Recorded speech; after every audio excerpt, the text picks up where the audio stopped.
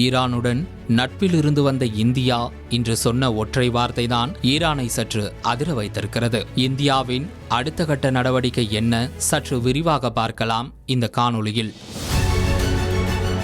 ஈரானுக்கும் அமெரிக்காவுக்கும் இடையே நீண்ட நாட்களாக போர் நீடித்து வந்த நிலையில் பல்வேறு நாடுகளின் அழுத்தத்தால் இரு நாடுகளுக்கும் இடையே தற்காலிக போர் நிறுத்தம் அமலுக்கு வந்தது.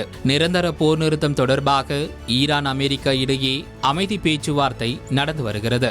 இந்த பேச்சுவார்த்தையில் சுமூகமான உடன்பாடு எட்டப்படவில்லை என்பதால் அமெரிக்கா ஈரான் மீது மீண்டும் குண்டுமழை பொழிந்து வருகிறது.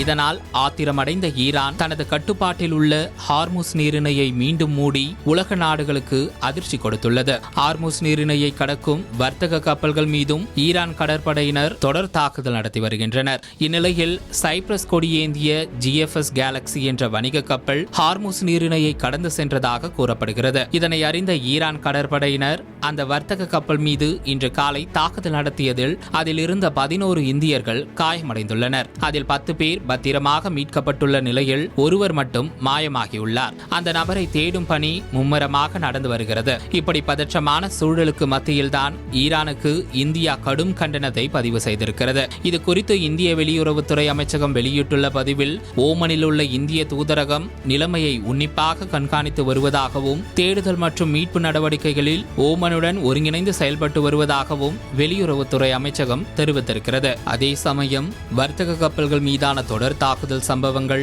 மிகுந்த கவலை அளிக்கின்றன என்றும் பதற்றத்தை உடனடியாக தணிக்கவும் ராஜதந்திர நடவடிக்கைகளை மேற்கொள்ளவும் வெளியுறவுத்துறை அமைச்சகம் வலியுறுத்தியிருக்கிறது.